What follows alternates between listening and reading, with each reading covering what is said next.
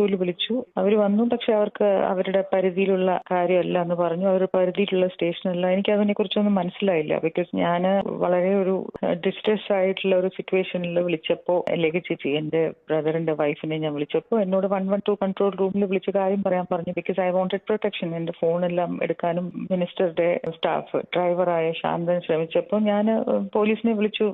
ലേഖ ചേച്ചിയെ വിളിച്ച് പറഞ്ഞപ്പോൾ ചേച്ചി പറഞ്ഞു 112 വിളിക്കാൻ. അങ്ങനെ വിളിച്ചു കഴിഞ്ഞ് പോലീസ് വന്ന് പുറത്ത് വന്നിട്ട് എന്നോട് ചോദിച്ചു മന്ത്രിയുടെ ആരാണ്, ഞാൻ ഭാര്യയാണെന്ന് പറഞ്ഞു കഴിഞ്ഞപ്പോൾ ഞങ്ങളുടെ സ്റ്റേഷൻ പരിധിയിലുള്ള licence but I need protection, എനിക്ക് വീട്ടിൻ്റെ ഉള്ളിലേക്ക് തിരിച്ചു പോയി എന്റെ സാധനങ്ങളെങ്കിലും അറ്റ്ലീസ്റ്റ് എടുക്കണം എന്ന് പറഞ്ഞപ്പോൾ ഞങ്ങളുടെ പരിധിയിൽ. അപ്പം ഞാൻ പറഞ്ഞു ഓക്കെ, ഞാൻ പിണറായി വിജയൻ സാറെ വിളിക്കണോ എന്ന് ചോദിച്ചു.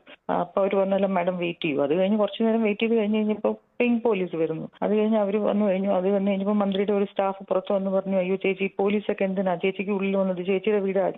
എനിക്ക് എന്റെ വീടാണ്, എനിക്ക് ഈ സാധനങ്ങൾ എടുക്കാൻ എനിക്ക് പോലീസ് പ്രൊട്ടക്ഷൻ ഇല്ലാതെ ഞാൻ വീട്ടിൽ കയറില്ല എന്ന് പറഞ്ഞു. ഇല്ല ചേച്ചി വാ ഉള്ളിൽ വാ എന്നപ്പോൾ പോലീസ് പിങ്ക് പോലീസ് പറഞ്ഞു മാഡം ഉള്ളിൽ പോകും, ഞങ്ങൾ ഇവിടെ നിൽക്കുന്നുണ്ട്, എന്തെങ്കിലും ആവശ്യം ഉണ്ടെങ്കിൽ വിളിച്ചാൽ മതി. ഞാൻ അങ്ങനെ വിളിക്കുന്ന ആവശ്യം ഉണ്ടെങ്കിൽ അത് കഴിഞ്ഞ് ഞാൻ ഉള്ളിൽ പോയി ഞാൻ പെട്ടിയെല്ലാം പാക്ക് ചെയ്ത് തിരിച്ച് എന്ത് പെട്ടി പാക്ക് ചെയ്യാനാ 13 years of my life dare. എന്താണ് ആ ഒരു മാനസികാവസ്ഥയിൽ ഞാൻ എന്താ പാക്ക് ചെയ്യുന്നത്? എന്നാലും ഞാൻ എന്തൊക്കെയോ പെട്ടിയിൽ വാരിയിട്ട് I was in such a terrible state. ഞാൻ തിരിച്ചു വരുമ്പോഴേക്കും പ്രദീപ് അവിടെ വാതിൽ അടച്ചു കഴിഞ്ഞു, മെയിൻ ഡോർ അടച്ചു.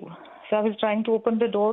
എന്റെ കൈയെല്ലാം പിടിച്ച് മാറ്റി വാല് തുറക്കാൻ സമ്മതിക്കുന്നില്ല. അതാണ് I M thinking the police is waiting outside for me. അപ്പം ഞാൻ വാതിൽ കൊട്ടിയിട്ട് പറയുന്നു പോലീസ് ഹെൽപ്പ്. ഒരു ശബ്ദമില്ല, ഒന്നുമില്ല. അപ്പം ഞാൻ പ്രദീപിനോട് പറയും മര്യാദയ്ക്ക് മാറിക്കോ, എനിക്ക് പുറത്ത് കിടക്കണം എന്ന് പറഞ്ഞാൽ കേൾക്കുന്നില്ല. അത് അവസാനം ബാക്കിൽ മനോജ് നിൽക്കുന്നുണ്ട്. ഞാൻ മനോജ് ഒന്ന് പറയും പ്രദീപിനോട് വാല് തുറക്കാൻ, എനിക്ക് പോണം. എന്നിട്ട് പ്രദീപ് പറഞ്ഞാൽ മനോജ് പറയുന്നുണ്ട് പ്രദീപിനോട് വാല് തുറന്നു കൊടുക്കുമെന്ന്. എന്നിട്ട് ഈ പ്രദീപ് കേൾക്കുന്നില്ല, എന്റെ കൈ പിടിച്ച് മാറ്റാൻ നോക്കുകയാണ്. ഞാൻ പറഞ്ഞു മര്യാദയ്ക്ക് തുറന്നോളൂ എന്ന് പറഞ്ഞാൽ എങ്ങനെയോ തുറന്ന്. ഞാൻ വിചാരിക്കുന്നു പോലീസിനെ എന്തെങ്കിലും ഒന്ന് പറയണമെന്ന് നോക്കും, പിങ്ക് ആരും ഇല്ല, അവിടെ ഒരാളും ഇല്ല.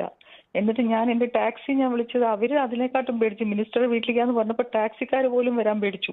എന്നിട്ട് അവര് പുറത്ത് വെയിറ്റ് ചെയ്യണം. ഞാൻ അവരുടെ അടുത്ത് വരാൻ പറഞ്ഞു, അവര് പേടിച്ചു. അത് കഴിഞ്ഞ് കാറിലിരുന്ന് അവർക്ക് പേടി, മാഡം ഞങ്ങളെ വല്ലതും ചെയ്യുമോ? ഞാൻ പറഞ്ഞു നിങ്ങളെ ആരും ചെയ്യില്ല, ഞങ്ങൾക്ക് പാലക്കാട്ടിലേക്ക്. എന്നിട്ട് ത്രൂ ഔട്ട് മൈ ജേർണി അവർക്ക് പേടിയാണ്, ഞങ്ങളെ വല്ലതും ചെയ്യുമോ, ഞങ്ങളുടെ നമ്പർ നോട്ട് ചെയ്തിട്ടുണ്ട്. ഞാൻ പറഞ്ഞു നിങ്ങളെ ആരും ചെയ്യില്ല, എന്നെ പാലക്കാട് കൊണ്ടുവിട്. രാത്രി 2 മണിക്കാണ് ഞാൻ പാലക്കാട് എത്തിയത്. അത് കഴിഞ്ഞിട്ട് ഇതുവരെയ്ക്കും ഞാൻ ആരുടെ ഫോണോ ഒന്നും അറ്റൻഡ് ചെയ്തിട്ടില്ല. എന്റെ എന്തുകൊണ്ടാണ് ഇപ്പൊ ഞാൻ സംസാരിക്കുന്നതിന്റെ റീസൺ മന്ത്രി ഇപ്പോൾ മിനിസ്റ്റർ ചോദിച്ചു കഴിഞ്ഞപ്പോൾ പറഞ്ഞു 112 വിളിക്കുന്നത് വട്ടായവരാണെന്ന്. എന്റെ ബെഡ്റൂമില് എന്റെ ഭർത്താവിന്റെ കൂടെ എനിക്ക് കാണാൻ പറ്റാത്ത സാഹചര്യത്തിൽ കാണുമ്പോൾ സാധാരണ ഒരു സ്ത്രീ എന്താ ചെയ്യുക? സാധാരണ ഒരു സ്ത്രീ അവരെ വെട്ടി നുറുക്കും അല്ലേ? നമ്മൾ ഈ സിനിമയിലൊക്കെ കാണുന്ന അങ്ങനെയല്ലേ? മന്ത്രി സിനിമയിൽ അഭിനയിക്കുന്നതല്ലേ? അങ്ങനെയാണോ ചെയ്യുക? നമ്മൾ ഹലോ എന്ന് പറഞ്ഞിട്ട് നമ്മളും കൂടെ ചേർന്ന് അതിൻ്റെ ഉള്ളിൽ കയറി ഇരിക്കില്ലല്ലോ. ഞാൻ അതൊന്നും ചെയ്തില്ല. ഞാൻ മന്ത്രിയെ തൊട്ടില്ല, ആ സ്ത്രീയെ തൊട്ടില്ല, ഞാൻ ആരെയും ഒരു ബാഡായിട്ടൊന്നും പറഞ്ഞില്ല. Because I M A believer of Jesus Christ. ഞാൻ അങ്ങനെയല്ല ബൈബിളിൽ പഠിച്ചിരിക്കുന്നത്. എനിക്ക് മനസ്സ് വിഷമമാണ്. പക്ഷേ എനിക്ക് വട്ടാണ്. ഇതെനിക്കറിയായിരുന്നു. എനിക്ക് സംശയ രോഗമാണെന്ന് ലോകം മുഴുവൻ പറഞ്ഞു നടക്കുന്നതിന്റെ കൊണ്ട് മാത്രം ഞാൻ ആ ഫോണിൽ അതെല്ലാം പകർത്തി. അപ്പൊ ശാന്തനോട് പറഞ്ഞു അവരുടെ ഫോൺ എടുത്ത് മാറ്റി അവര് തടയെന്ന് പറഞ്ഞു. അപ്പൊ ശാന്തൻ അത് ചെയ്യാൻ നോക്കുമ്പോഴാണ് ഞാനത് എനിക്കറിയായിരുന്നു. അപ്പൊ ഞാൻ ലാസ്റ്റ് ഡയൽ നമ്പർ ലേഖ ചേച്ചി എന്നാക്കിയിട്ടാണ് ഞാൻ പോയത്. ഞാൻ ചേച്ചിയെ വിളിച്ചാൽ ചേച്ചി എന്ന് പറഞ്ഞപ്പോൾ അവർക്ക് മനസ്സിലായി ഞാൻ ചേച്ചിയെ വിളിക്കുകയാണെന്ന്. അവർക്കറിയാം ലേഖ ചേച്ചി എന്ന് പറഞ്ഞാൽ ലേഖ ചേച്ചിനെ എന്നായിരിക്കും വിളിക്കുന്നുണ്ടാവുന്നത്.